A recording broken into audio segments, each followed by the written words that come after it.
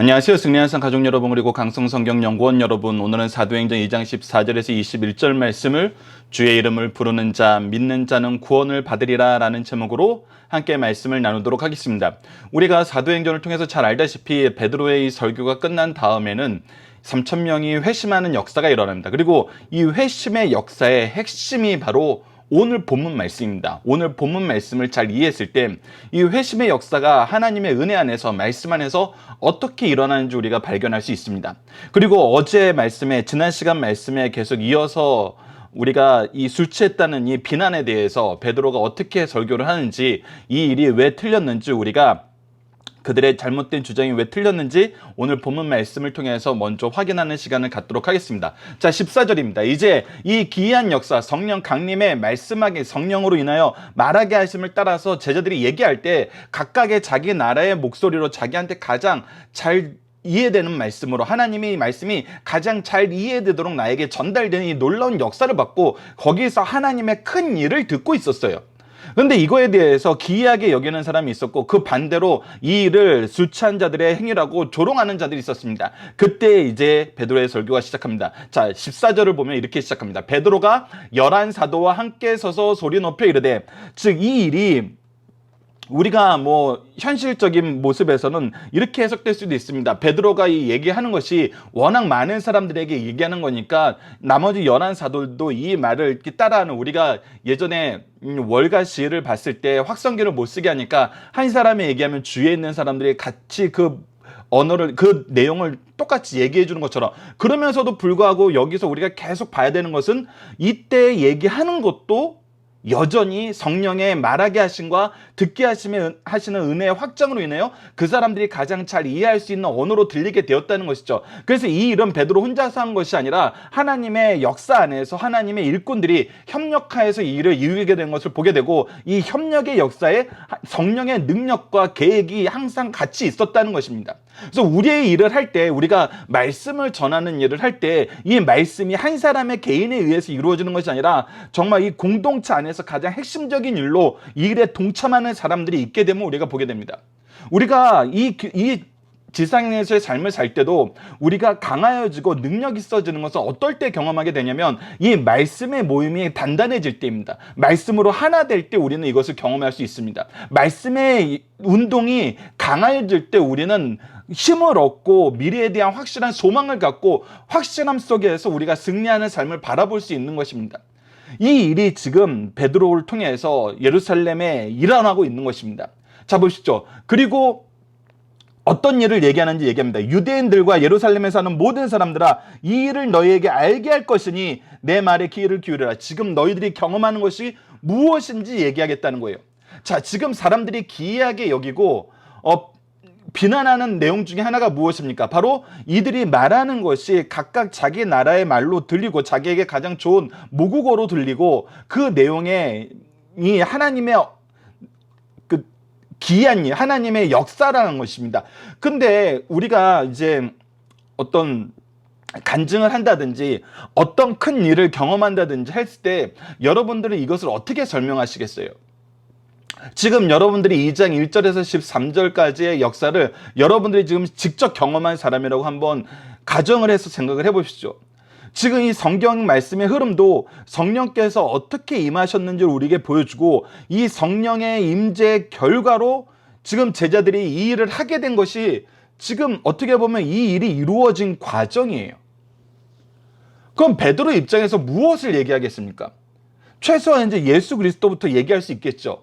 우리가 부활하신 예수님을 만났는데 예수님께서 성령 주실 것을 우리에게 약속하셨고, 승천하신 예수님께서 성령 주시겠다는 약속과 예루살렘 머물러 있으라는 이 명령에 의해서 우리가 예루살렘에 모여 기도하고 있었고, 기도하고 있었을 때 성령께서 우리에게 임하셔서 성령의 능력으로 우리가 너희들에게 말하게 된 것입니다 라고 얘기했을 거예요. 왜냐하면 이것이 실제 스토리잖아요. 지금 우리가 누가복음 24장부터 시작해가지고 사도행전 1장까지 이루어지는, 1장에서 2장까지 이루어지는 실제 스토리잖아요.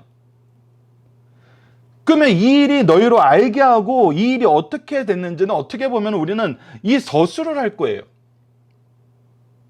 근데 베드로는 그렇게 하지 않습니다. 그리고 그렇게 하지 않은 이유가 우리에게 말씀을 전할 때 너무나 중요한 이유가 됩니다. 우선 술 취했다는 것에 대한 반론이 15절에서 나오고 베드로는 어떻게 이야기를 시작하는지 봅시다.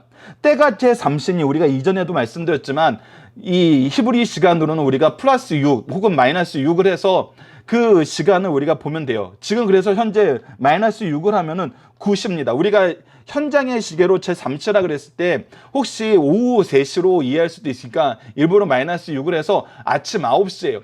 그리고 지금 아침 9시에 제자들이 뭐 하고 있냐면 예루살렘 성중에서 성전 근처에서 특히 성전 근처에 이 절개를 지키는 사람이 많이 있을 것이니까 이 자리에 나와서 지금 너희들에게 말하고 있다는 거예요.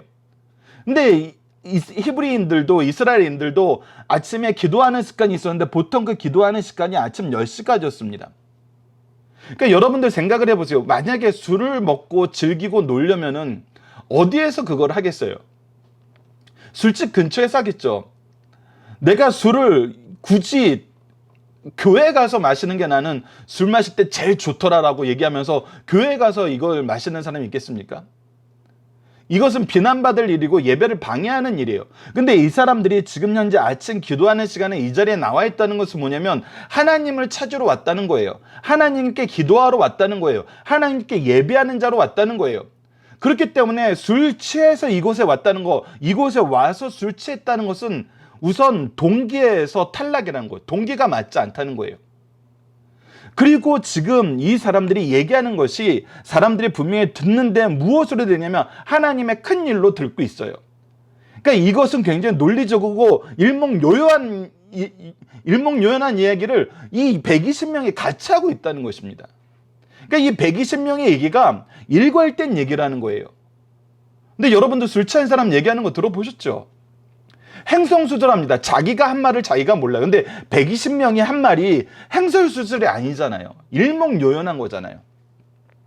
그러니까 너희의 비난, 이것이 술 취해서 일어나는 일이라는 너희의 비난은 우선 잘못된 것이다. 동기적으로도 잘못됐고 내용적으로도 잘못됐다는 거예요. 이거는 분명한 한 가지 사실을 우리에게 보여주는 놀라운 역사라는 것입니다.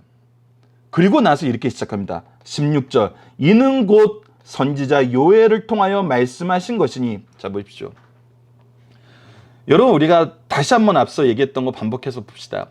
우리가 이렇게 큰 일이 어떻게 일어났어 그러면은 내가 어렸을 때부터 하나님 앞에 이렇게 기도했어. 꼭 이 일을 이루게 해달라고 기도했어. 그러면서 나는 삶의 모든 내용을 이렇게 바꾸려고 그랬어. 이렇게 또 바꿀 수 있도록 하나님께서 인도해 주셨어.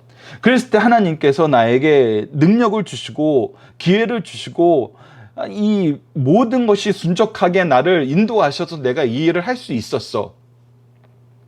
우리가 보통 무슨 일이 있었어 라고 하면 그렇게 얘기하잖아요. 그리고 우리가 이미 사도행전 1, 2장을 통해서 본 것처럼 실제로 이 일이 일어나게 된 스토리가 있잖아요. 근데 왜 베드로는 그 얘기를 전혀 하지 않았을까요? 우리가 16절의 말씀을 정말 잘 이해하고 이것이 우리가 증언하는데 핵심 내용이 되어야 됩니다. 자, 우선 베드로가 자기의 경험을 얘기하지 않은 이유는 무엇일까요? 자기의 경험은 말 그대로 나에게만 경험된 특별한 상황일 수 있어요. 자, 여기 있는 나머지 사람들은 예수님이 승천하신 걸 보지 못했어요. 예수님의 명령을 직접 듣지 못했어요. 성령의 임재를 직접 경험하지 못했어요. 나의 특별한 경험을 얘기하는 것은 나중에 그 사람들에게 이 말씀, 이 역사가 무엇인지 이해시키는데 항상 간접 경험을 하게 돼요. 간접적이에요. 그리고 더 치명적인 것은 이것이 결국은 나는 이런 특별한 경험을 했어 해가지고 나의 특권을 나타내는 게 돼요. 나의 자랑이 돼버려요. 그렇게 되면은 말씀이 사라져요. 예수 그리스도의 역사가 사라지고 성령의 역사가 사라지고 누구만 보이냐면 이 이야기를 한 사람만 보여요. 이 특별한 경험을 한 사람만 보여요.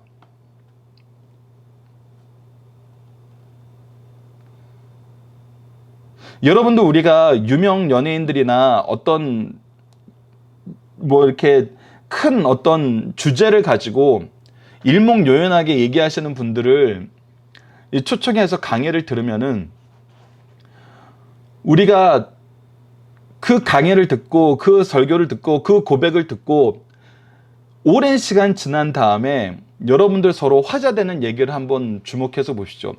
그 사람이 무슨 얘기를 했어? 라는 얘기는 거의 나오지 않아요.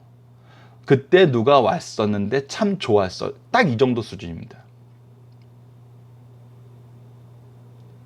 지금 베드로는 그렇게 되는 걸 막는 거예요. 그리고 그거는 항상 간접적이에요. 이거는 나의 경험을 소개하는 것이지 나를 통해서 하나님이 여러분들에게 주시는 은혜를 얘기하는 데는 나의 경험이 전혀 도움이 되지 않는다는 거예요. 나의 경험을 내세우는 것이 지금은 합당하지 않다는 거예요. 오히려 이들에게 나를 통해서 이들이 겪고 있는 이 은혜의 내용을 해석해 줘야 돼요. 그리고 하나님은 이 은혜의 내용을 해석해 줄 수 있도록 미리 이 역사가 일어날 것을 약속해 주셨다는 거예요. 그래서 하나님의 역사를 설명하는 것이 이 사건을 설명하는 가장 중요한 내용이고, 하나님의 역사를 설명했을 때만이 바로 예수 그리스도를 고백할 수 있고 만날 수 있고 회개할 수 있고 구원받을 수 있다는 겁니다. 왜 그런지 이제 요엘 말씀을 통해서 우리가 확인해 봅시다. 오늘 요엘 말씀을 잘 이해하시는 것이, 잘 살펴보시는 것이 너무나 중요합니다. 자, 우선은 17절부터 21절 말씀은 요엘서 아래에 적어 놓는데 2장 28절로 32절 말씀을 그대로 옮겨 놓은 겁니다. 베드로가 거의 이것을 있는 그대로 다 얘기했어요. 다른 것은 32절에 누구든지 여호와의 이름을 부르는 자, 이 부분만 무엇으로 바꿨느냐? 누구든지 주의 이름을 부르는 자로 바꿨어요. 그러면서 삼위일체 되신 하나님과 예수 그리스도와 성자 되신 예수 그리스도와 예수 그리스도를 통해서 성취하시려는 하나님의 구원의 계획을 통해서 바로 여호와를 부르는 것, 주의 이름을 부르는 것, 이 주의 이름을 부르는 자들이 구원받게 하는 유일한 이름 되신 예수 그리스도를 또 성경의 예언을 통해서 설명하는 것으로 넘어갑니다. 그래서 엄밀히 말해서 요엘서 2장 28절로 32절에 대한 확실한 설명, 확증적인 설명이 지금 베드로를 통해서 지금 선언되고 있는 거예요. 완전한 해석이 이루어지고 있는 거예요. 자, 우선 지금 현재 여러분들이 겪고 있는 일이 무슨 일인지 설명하는 것이 17절로 18절입니다. 그리고 앞으로 일어날 일, 이 요엘 선지자의 예언이 17절, 18절을 지금 너희들이 경험하고 있어. 그리고 나서 앞으로 어떤 일이 있을 거냐면, 이 요엘 선지자를 통해서 예언했던 것처럼 19절에서 20절 말씀도 앞으로 성취될 거야. 그러니까 너희들이 이 요엘서의 예언을 믿을 수 있는 근거는 뭐냐면, 너희들이 지금 17, 18절의 성취를 보는 거로 하나님의 말씀이기 때문에 하나님께서 17, 18절을 성취하셨으면 19, 20절도 성취할 것으로 믿고, 이제 너희들은 어떤 삶을 살아야 돼? 21절의 삶을 살아야 돼. 이렇게 선언으로 우리에게 주어진 것이 요엘서의 예언이라고 설명해 주고 있는 것입니다. 이것이 회개의 기초가 되는 굉장히 중요한 말씀이라는 것을 우리가 이제 앞으로 확인하게 됩니다. 자, 봅시다. 자, 17절 말씀부터 보도록 하겠습니다. 하나님이 말씀하시기를 말세에 내가 내 영을 모든 육체에게 부어주리니, 분명히 하나님께서 성령을 모든 육체에게 부어주셨다고 약속을 하셨습니다. 지금 현재 이들이 보게 되는 것은 성령의 부어주심의 역사를 보고 있는 것입니다. 이것을 통해서 무엇을 하게 되냐면, 너희의 자녀들은 예언할 것이요 너희의 젊은이들은 환상을 보고 너희의 늙은이들은 꿈을 꾸리라. 그때 내 영은 내 남종과 여종에게 부어주리니 그들이 예언할 것이라 라고 얘기하면서, 예언은 무엇입니까? 바로 하나님이 약속하신 것이 바로 예언이고, 성경 말씀이 예언이고, 우리가 하나님의 뜻을 깨달아 얘기하는 것이 예언입니다. 그렇기 때문에 이 예언은 우리가 세상 사람들이 점 보는 거랑 달라요.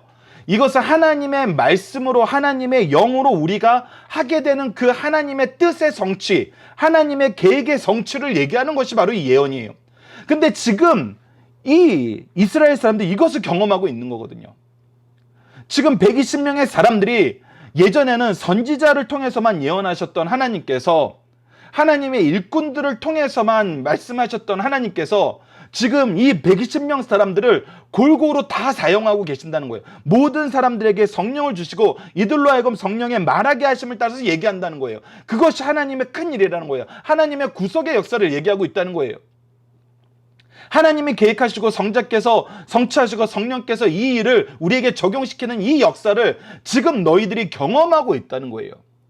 그러니까 사람들이 지금 이것을 생생하게 느끼고 있는 것입니다. 요엘서 말씀이 바로 이 뜻이었구나. 지금 이 시대의 이 역사를 하나님께서 우리에게 지금 얘기하고 있는 거였구나라고 지금 분명히 알게 된다는 거예요.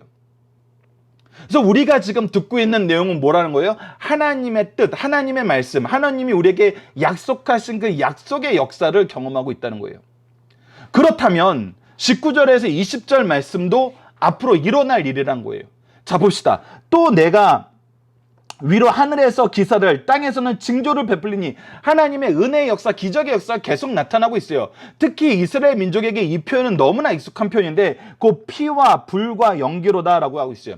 여러분, 피하면 딱 뭐가 생각이 납니까? 하나님이 나타내신 역사 안에서 피가 가장 큰 중심을 차지하고 있는 내용 중에 하나가 뭐예요?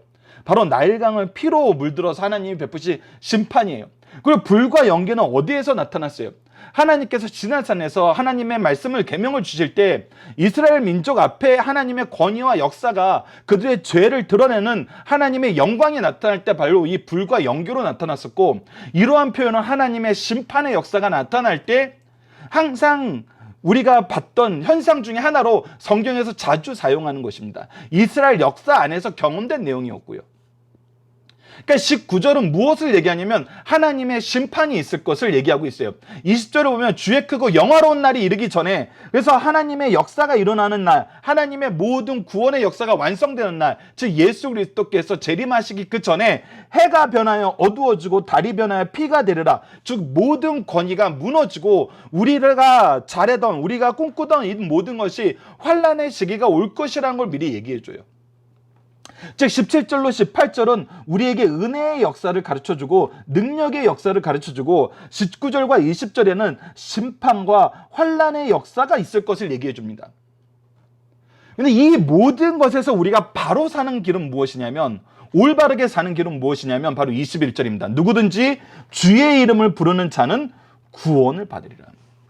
그래서 누구든지 주의 이름을 부름으로 구원 얻는 이 생명의 길에 있어야 된다는 거예요. 지금 너희들이 경험하는 이 역사, 성령의 말하게 하심과 성령의 깨닫게 하심을 통해서 우리가 지금 상호 교제하고 있는, 상호 관계하고 맺는, 관계를 맺으면서 지금 이렇게 말씀을 하고 말씀을 듣는 입장에서 우리가 경험하는 것이 바로 17절에서 18절 말씀이고, 앞으로 우리가 준비해야 되는 삶의 모습이 19절에서 20절 말씀이고, 이 안에서 우리가 생명을 얻고 승리하는 길이 바로 주의 이름을 부르는 자는 구원을 받으리라는 이 하나님의 약속 위에 서 있는 것이라는 거예요. 자, 얼마나 이 말씀이 생생하게 경험이 되겠습니까? 17, 18절을 지금 나는 생생하게 경험하고 있어요. 요엘 시대 때 사람들보다 지금 이스라엘 사람들이 훨씬 이 말씀을 더 생생하게 경험하고 있습니다. 그렇다면 우리는 이 말씀을 또 얼마나 더 생생하게 경험하게 되겠어요? 저 같은 사람을 통해서도 하나님의 말씀을 전하게 하세요. 여러분들 각각 사람을 성경 전문 교사로 세우셔서 여러분들에게 영혼을 맡겨서 정말 하나님의 큰 일을 전할 수 있는 이러한 놀라운 시간을 우리에게 허락하여 주셨고, 이 놀라운 시간이 실천되는 교회를 허락하여 주셨어요.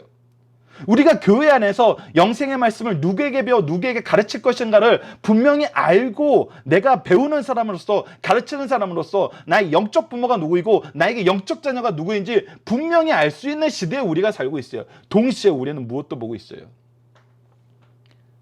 말세의 징조들이 얼마나 많이 나타나는 것을 우리가 지금 현장 세계에서 보고 있습니까? 그리고 우리가 동시에 지금 현재 시대에 하나님께 예배드리고 같이 말씀을 나누는 것이 얼마나 힘든 일이 돼가는 것을 우리가 보고 있잖아요. 이럴 때일수록 어떻게 해야 한다고요? 누구든지 주의 이름을 부르는 자는 구원을 받으리라는 이 말씀에 힘입어서 우리가 앞으로 나아가야 된다고요.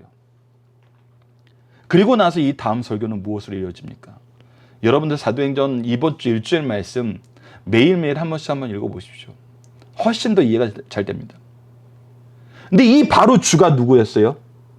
바로 이 여호와께서 약속하신 그 메시아가 누구였어요? 너희들이 십자가에 달려 죽게 하셨던 예수라는 거예요. 근데 이 예수님에 대해서 얘기하기 전에 요엘 선지자의 예언보다 더 핵심적인 예언을 다윗의 시편을 통해서 얘기해 줍니다. 그것이 무엇이냐, 바로 하나님이 그의 사랑하는 자에게 미리 계획하셨던 부활의 역사라는 것입니다. 그러니까 이스라엘 민족들은 우리가 서론에서 설명했던 것처럼 이 77절까지 있었던 것은 이미 6월절부터 계속 있었던 가능성이 굉장히 많은 사람들이에요.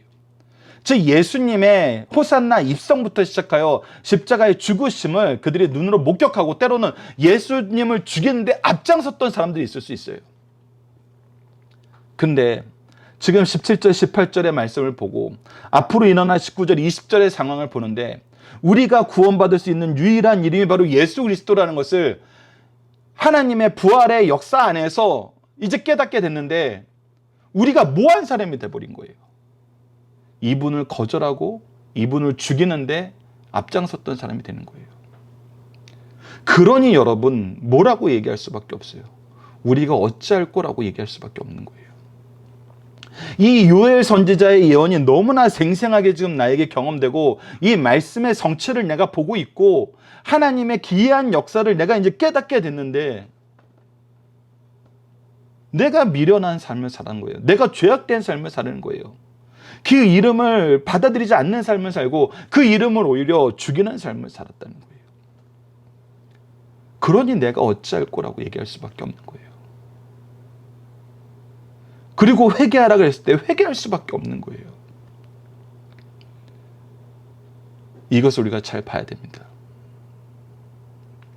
특히 아래 이제 마태복음 24장 29절은 예수님이 말세 때를 얘기하면서 요한계시록에도 나타난 것인데 바로 이 해와 달에 대한 징조들을 계속해서 말세에 일어날 일로 예수님께서 성경에서 하나님이 우리에게 가르쳤던 내용을 설명하고 있습니다. 여러분들이 이 부분은 참조를 하시고요. 자, 본문 묵상하기를 보도록 하겠습니다. 베드로는 누구와 함께 서서 말하며 취한 것이 아니란 이유에 대해서 무엇이라고 말합니까? 바로 11사도와 함께 이 내용을 일목요연하게 얘기하고 있어요. 술 취한 사람이 일목요연하게 얘기할 수 없어요. 술 마시는 사람이 예배 시간에 교회 앞에 가서 술판을 벌릴 이유가 없어요. 특히 교회를 다니는 사람들이. 그게 얼마나 부끄러운 일인지 알거든요. 얼마나 창피한 일인지 알아요. 얼마나 잘못된 일인지 알아요. 그렇기 때문에 이들의 주장은 동기에서 틀렸고 내용에서 틀렸어요. 그래서 이거는 철저하게 탄핵이 된 겁니다. 두 번째, 지금 제자들을 통해서 일어나는 일은 어떤 의미를 가진 것인가? 베드로가 자기가 경험한 걸 얘기하면은 이거는 제3자의 이야기예요. 근데 우리가 지금 경험하는 건 뭐냐? 하나님의 말씀의 역사가 우리 가운데 성취된 것을 얘기하고 있는 거예요. 우리가 이 부분을 되게 중요하게 얘기해야 됩니다. 우리가 1장에서도 베드로가 보선을 할 때 보선의 근거가 뭐였냐면 시편 말씀을 통한 하나님의 말씀이 근거였어요. 그러니까 지금 현재 우리가 사는 삶의 모습이, 우리가 앞으로 살아가는 삶의 방법이, 삶의 목적이 하나님 말씀 안에서 우리가 찾을 수 있다는 거예요. 어떨 때? 우리가 하나님의 뜻 안에서 하나님의 일을 할 때. 그리고 전할 때도 분명히 하나님의 말씀으로 전하게 하신다는 것입니다. 그것이 성령의 인도하심을 통해서 우리가 경험하는 거예요. 자, 세 번째, 요엘 선지자를 통해 하나님은 어떠한 때가 올 것을 말씀하셨나요? 지금 현재 17, 18절은 뭐예요? 모든 사람이 예언할 때가 올 거라는 걸 얘기했어요. 모든 사람들이 하나님의 큰 일을 이야기하고 서로 이 안에서 하나님의 놀라운 역사를 우리가 선포하는, 경험하는 것을 갖게 할 거라는 것이 첫 번째 부분이에요. 두 번째는 환난의 때와 심판의 때가 있다는 거예요. 그래서 지금 사람들이 이 은혜와 능력의 때를 경험하고 있고 앞으로 다가올 심판과 환난의 때를 위해서 이제 우리가 준비해야 된다는 거예요. 그 준비의 핵심이 뭐예요? 4번. 하나님께서 우리에게 약속하신 것은 무엇입니까? 누구든지 주의 이름을 부르는 자는 구원을 받으리라. 그렇다면 이 주가 누구시고 주를 통해서 이루셨던 일이 무엇이고 주를 통해서 우리가 얻게 되는 것이 무엇인지를 다시 한번 알아야죠. 바로 이것이 베드로의 다음 설교, 우리가 다음 시간에 볼 설교로 계속 이어집니다. 자, 본문의 중심 상상입니다. 부활하신 예수 그리스도께서는 제자들에게 나타나셔서 성령을 받으라고 말씀하시며 성령께서 보혜사로 오셔서 어떻게 사역하실 것을 말씀하셨어요. 승천하시기 직전에 예수 그리스도께서 약속하신 성령을 기다리며 성령의 능력을 힘입어 증인의 사명을 감당하라고 명령하실 때 제자들은 말씀에 순종하여 하나같이 기도하면서 사도의 결혼을 보선하고 교회의 설미를 준비하고 있었어요. 핵심은 무엇입니까? 말씀에 순종하여. 예수님의 말씀에 순종하여 성경 말씀에 순종하여 2장에서는 오순절 성령 강림하셔 전도의 문이 열리고 예루살렘 교회가 세워지고 교회 시대의 장이 열리게 된 겁니다. 2장의 구성은 다음과 같습니다. 첫 번째 1절에서 4절은 성령 강림의 모양, 그리고 두 번째 5절에서 13절은 성령 충만한 제자들을 바라보는 예루살렘 순례자들의 논란과 조롱, 그리고 오늘 본문 말씀부터는 이제 14절에서 36절 이에 대한 베드로의 설교, 37절로 41절 베드로의 설교를 듣고 3,000명이 회개하고 주를 믿어 무엇에 대한 이해이기 때문에 하나님의 말씀에 대한 바른 이해와 이것에 대한 경험을 통해서 하나님의 회개하심의 능력을, 은혜를 경험하게 된 거라는 거예요. 42절로 47절은 교회 안에 들어온 첫 교인들의 복된 생활을 우리에게 가르쳐주고 있습니다. 2장 14절에서 36절은 성령 강림 후 베드로 설교의 첫 설교인데 그리스도의 재림식까지 모든 교회의 설교자에게 하나의 표준이 되는 설교입니다. 베드로 사도의 설교의 핵심은 언제나 예수 그리스도입니다. 베드로 사도의 설교에서 두 가지 특징을 볼 수 있는데 첫 번째 특징은 성경에 근거한 설교라는 거예요. 세술에 취했다 할 때 성경에 근거하여서 해명하였고 예수님의 부활 승천도 성경을 근거로 하여서 증거하였어요. 또 하나의 특징은 성령과 함께한 설교였다는 거예요. 성령의 말하게 하심을 인도하심을 받은 능력 안에서 하게 된 설교라는 겁니다. 지도 안에서 알게 된 설교라는 거예요. 베드로 사도는 언제나 성령 충만한 상태에서 설교했어요. 그 증거로 사도행전 5장의 32절 말씀을 들 수 있어요. 이 두 가지 특징은 언제나 누구에게 적용되는 설교의 원리입니다. 5장 32절이 뭐였습니까? 우리는 이 일의 증인이요 하나님이 자기에게 순종하게 주신 성령도 그러하니라. 성령의 증언에 의해서 우리가 예수님께서 말씀하라 하신 그것을 말씀한다는 거예요. 즉 하나님의 뜻만 얘기한다는 것입니다. 하나님의 인도하심 안에서, 성령의 인도하심 안에서 우리가 얘기하는 거예요. 그래서 내 경험이 중요한 게 아니에요. 내 경험을 하게 하신 하나님의 뜻이 중요한 것이고 성령의 역사가 중요한 거예요.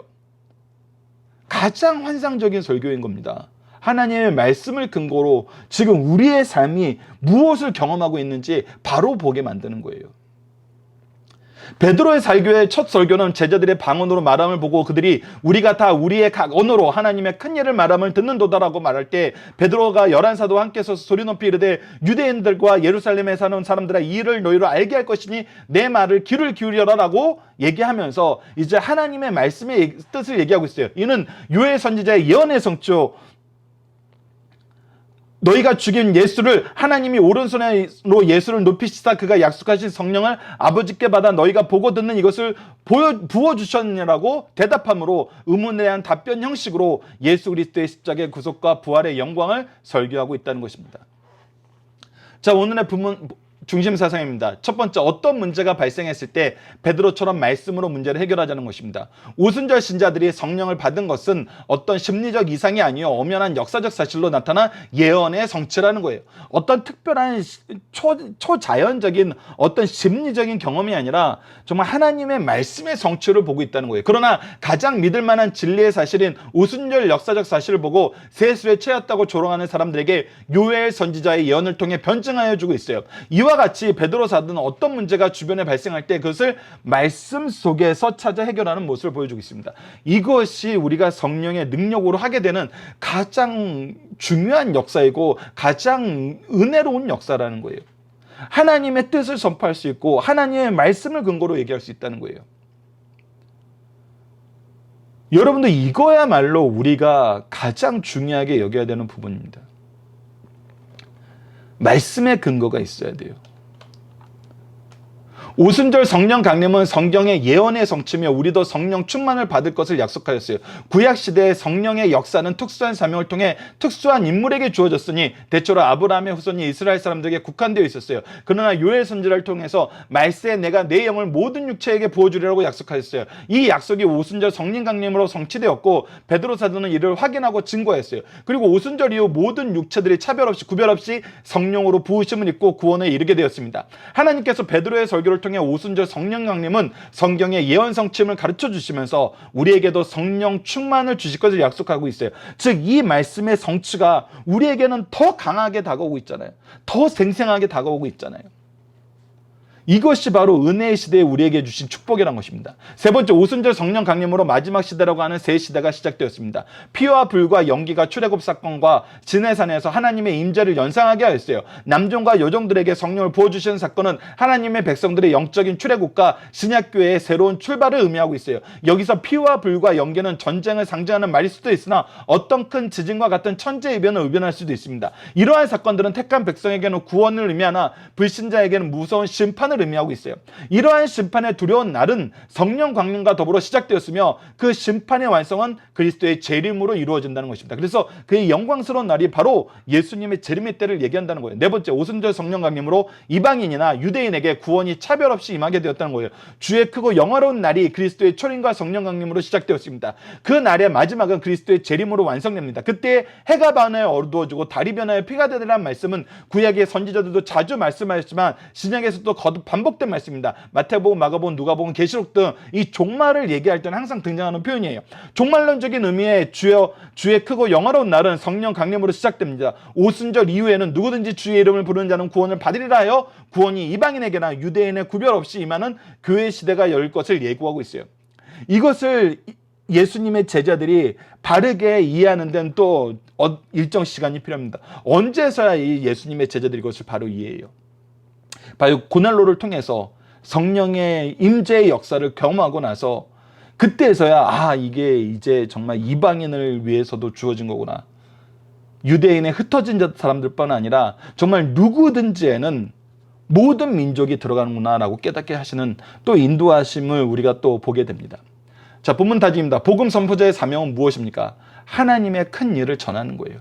하나님의 뜻을 전하는 겁니다. 베드로는 세술에 취한 것이 아니라 성령 받은 것을 어떻게 변증합니까? 우선 이 장수에 온 동기가 술 취하는 거하고는 너무나 동떨어지는 거고, 술 취한 사람들의 내용은 중언부언하는데 우리는 지금 동일하게 하나님의 놀라운 역사를 얘기하고 있다는 거예요. 요엘 선지자의 예언은 누구에게 이루어진 것인가? 바로 우리에게 이루어지고 있다는 거예요. 지금 현재 우리가 지금 이것을 경험하고 있다는 거예요. 예언이란 말씀의 뜻은 무엇인가? 다시 한번 확인해. 예언은 성경에 기록된 말세에 대한 말씀을 의미하고 성경 말씀 전체도 예언이에요. 하나님께서 우리에게 약속하신 것을 성취함으로써 이 예언과 예언의 성취를 동시에 경험하게 하시거든요. 그리고 성경 말씀을 깨닫는 것과 말씀대로 행하고 전하는 일이 곧 예언이에요. 이 요엘 선지자의 말씀이 지금 우리에게도 이루어지고 있다니까요. 이스라엘 사람들만 경험한 것이 아니에요. 이스라엘 사람들보다 더 풍족하게 더 많은 영역을 우리는 실제로 경험하는 시대에 살고 있어요. 그래서 우리가 뭐라고 얘기해요? 우리가 말세지말에 살고 있다는 뜻이 뭐예요? 하나님의 말씀의 성취를 더 많이 경험하여서 그 성취의 역사가 이제는 얼마 남지 않았다는 거예요. 자, 본문 적용합니다. 지금 우리의 삶은 무엇의 성취를 보여주는 삶입니까? 하나님의 말씀의 성취, 바로 이 요엘 선지자의 성취의 삶이 우리에게도 이루어지고 있어요. 이것을 통해 우리의 삶의 이유와 내용과 목적이 무엇이 되어야 되는지 봅시다. 하나님께서 이 일을 우리에게 허락하신 이유가 뭐예요? 누구든지 주 예수를 믿는 자는 구원을 받으리라는 이 메시지를 사람들로 하여금 믿게 하시기 위해서 이 예언의 성취를 우리를 통해서 시작하셔서 모든 사람들이 경험하게 하시는 거예요. 이것을 알아야 돼요. 성령을 주신 이유는 뭐냐면 누구든지 주 예수를 믿는 자는 구원을 받으리라는 이 말씀이 하나님의 뜻임을 믿게 하시기 위한 거예요. 그것을 위해서 미리 요엘 선지자를 통해서 예언하시고 이 예언의 성취를 이스라엘 민족으로 하여금 경험하는데 우리를 사용하신 거거든요. 그렇기 때문에 우리의 삶의 이유는 이 복음을 선포하는 거예요. 내용도 예수 그리스도를 바로 전하는 거예요. 목적도 예수 그리스도를 믿게 하는 거예요. 여러분들, 우리는 이 트랙에서 사는 거예요. 이 길에서 사는 거예요. 이 길을 살게 하는데 우리 각자에게 하나님이 주신 달란트가 있고 우리 각자에게 맡기신 영혼들이 있어요. 우리는 그들과의 관계에서 하나님이 주시고자 하시는 가장 놀라운 역사, 은혜의 역사에 가장 좋은 통로가 되는 거예요. 저에게 제 아이와 제 가정과 제 제자들이 하나님이 맡기신 가장 아름다운 영혼이고 이들에게 나는 예수 그리스도의 복음을 전할 수 있는 가장 좋은 능력과 이 성령의 말하게 하심의 은혜를 주시고 전달하게 하신 것처럼 각자 여러분들에게도 여러분들에게 주신 시간과 재능과 물질을 통해서 여러분들에게 맡긴 영혼들에게 이 예수 그리스도의 복음을 전하게 하시기 위해서 하나님은 먼저 여러분들에게 은혜를 베푸시고 이 은혜로 성령의 말하게 하심을 따라서 살게 하시고 이 은혜를 전하게 하시는 축복의 통로의 삶을 살게 하신다는 것입니다. 이것을 우리가 인정하고 살면서 이 삶은 어떻게 살게 하시는지 하나님 옆에 서서 우리가 하나님의 인도하심을 바라보면서 살 때 우리 인생에는 불안함이 사라지는 것입니다. 우리 인생은 정말 하나님의 인도하심으로 빛과 은혜로 가득 찬 삶을 살게 되는 거예요. 참된 평안과 행복이 넘치고 능력이 넘치고 사랑의 열매가 넘치는 삶을 사는 것입니다. 이것을 우리가 소망하면서 기뻐하면서 우리 자녀들이 함께 나아갈 수 있도록 우리 제자들이 함께 나아갈 수 있도록 항상 기도함으로 하나님의 말하게 하심을 따라서 우리가 선포하는 삶을 살도록 합시다. 자, 이번 주 공동 기도 제목은 다음과 같습니다. 성부 하나님을 통한 구원의 계획과 성자 예수님을 통한 구원의 성취, 그리고 성령님을 통한 구원의 적용을 통해서 회개의 역사와 감사와 기쁨이 가득한 교회와 가정이 되게 하여 주소서입니다. 오늘 본문 말씀을 통해서는 지금 우리의 삶이 하나님의 말씀의 성취로 이루어진 삶임을 깨닫게 하심을 감사합니다. 우리에게 말씀의 성취를 통한 은혜를 맛보게 하시고 말씀의 완성을 통한 성령의 능력을 소유하게 하심을 감사합니다. 이 모든 것을 통해서 그리스도의 복음을 전파하여 하나님께 영광 돌리는 것이 우리 삶의 이유이고 그리스도의 복음으로 교회를 이루는 것이 삶의 내용이며 하나님의 뜻을 이루어 천국 복음을 확장하는 것이 삶의 목적됨을 고백합니다라고 우리 함께 기도하는 승리의 산 가족 여러분들, 강성 성경연구원 여러분들에게 기도합니다. 감사합니다.